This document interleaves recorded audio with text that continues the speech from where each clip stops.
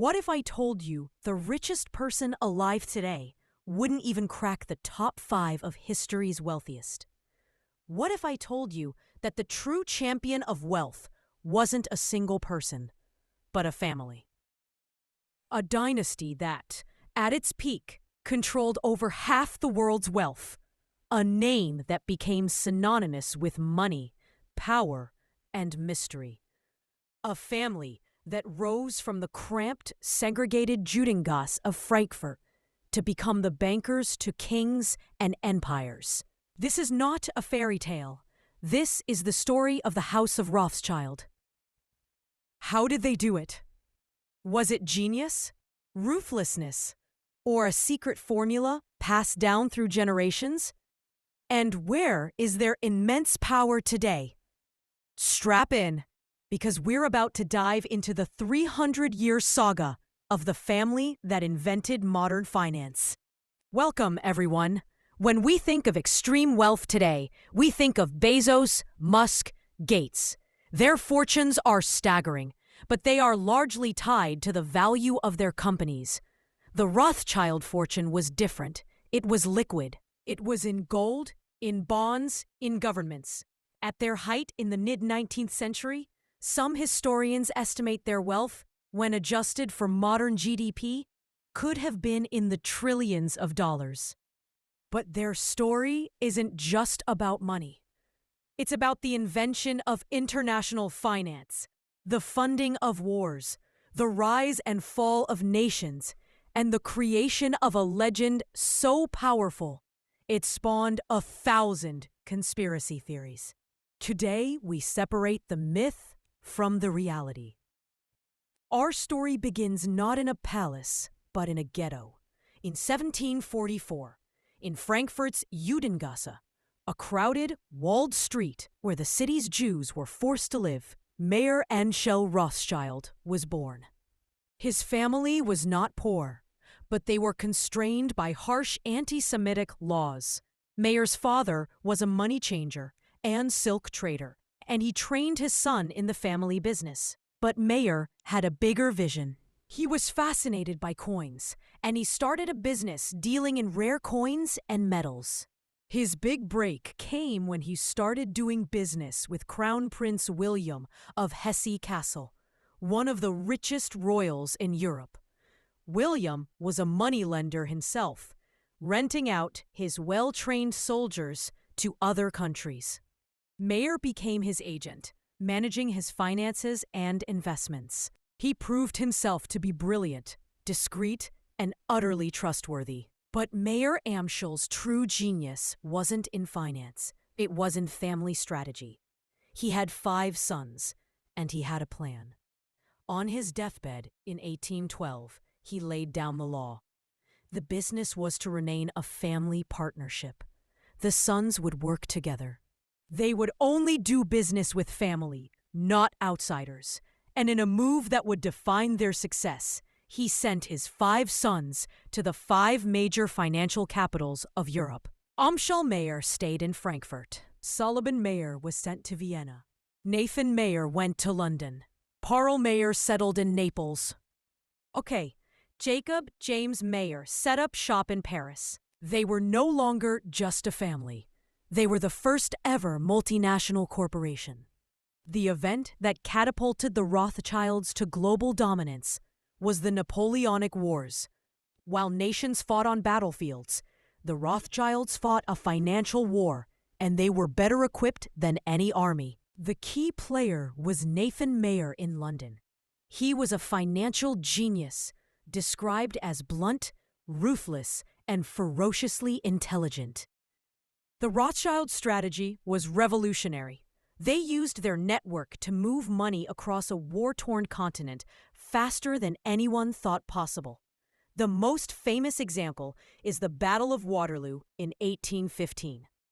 The legend goes that Nathan Rothschild, through his own network of agents and fast couriers, learned of Napoleon's defeat a full 24 hours before the British government.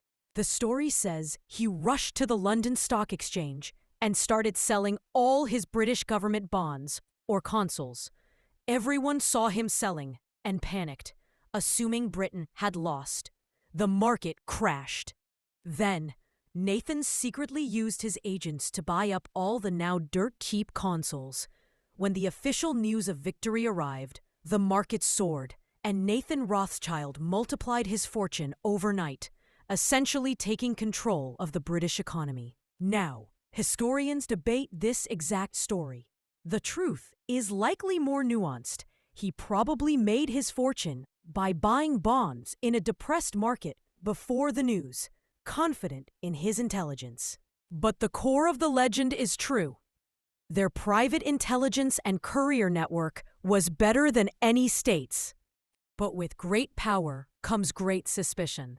The very things that made them successful, their secrecy, their closed family network, their Jewish faith, made them a target. Conspiracy theories exploded.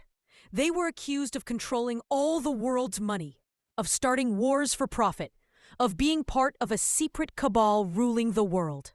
The infamous, fraudulent text, the Protocols of the Elders of Zion, often pointed to the Rothschilds as the masterminds behind a supposed Jewish plot for global domination.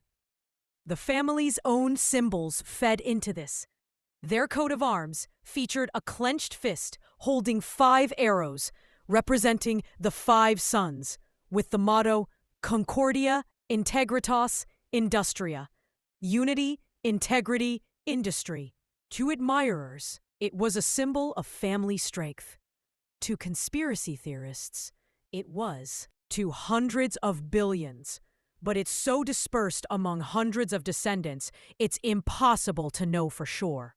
The key point is this: they are still immensely influential, but their power is now exercised from boardrooms, not throne rooms. So what are the lessons from the story of the Rothschilds? First, their initial success was built on unity and trust. The 5 brothers, spread across Europe, trusted each other implicitly in an age of slow communication. Their network was their weapon. Second, they understood that information is the ultimate currency. They invested heavily in their own intelligence network, long before it was standard business practice. To conspiracy theorists, it was a symbol of a clenched fist controlling the world. The truth was both more mundane and more profound. They didn't control the world, but they did fundamentally shape the modern financial system. They helped establish the concept of international bonds, allowing governments to raise money from a global pool of capital. They were, for all intents and purposes, the central bank for most of Europe, before central banks even existed as we know them. The 20th century brought immense challenges. The 2 world wars were catastrophic for a pan-European family. Their assets were on both sides of the conflict. The rise of the Nazis led to the seizure of their properties in Austria and Germany. Furthermore, the rise of America as a financial superpower, the nationalization of many industries, and increased competition from joint stock banks diluted their singular dominance. The era of one family controlling international finance was over. But the House of Rothschild did not fall. It adapted. Today, the 2 main branches of the family business are run through Rothschild & Co. in London and Paris, with a global advisory bank. They are no longer the lenders of last resort to empires, but they are giants in the world of mergers and acquisitions, restructuring, and private wealth management. Their current wealth is a closely guarded secret. They are privately held, so they don't have to disclose their books. Estimates of the modern family's combined wealth range from several billion to hundreds of billions, but it's so dispersed among hundreds of descendants, it's impossible to know for sure. The key point is this: they are still immensely influential, but their power is now exercised from boardrooms, not throne rooms. So what are the lessons from the story of the Rothschilds? First, their initial success was built on unity and trust. The five brothers, spread across Europe, trusted each other implicitly in an age of slow communication. Their network was their weapon. Second, they understood that information is the ultimate currency. They invested heavily in their own intelligence network, long before it was standard business practice. And third, they were masters of adaptation. They went from coin dealers to war financiers, to railroad builders, to modern investment bankers. They understood that to preserve wealth, you must evolve with the times. The Rothschild myth often overshadows the Rothschild reality. They were not cartoonish villains plotting world domination.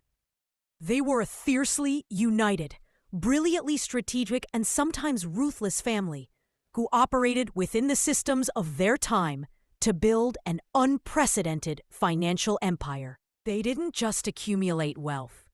They helped build the financial world we live in today. Their story is a 300-year epic of ambition, genius, prejudice, and resilience. And while their absolute power has waned, the name Rothschild still echoes with the weight of history, reminding us of a time when a single family held the purse strings of empires.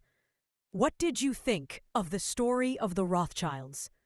Which other powerful families or historical figures would you like us to cover? Let us know in the comments below.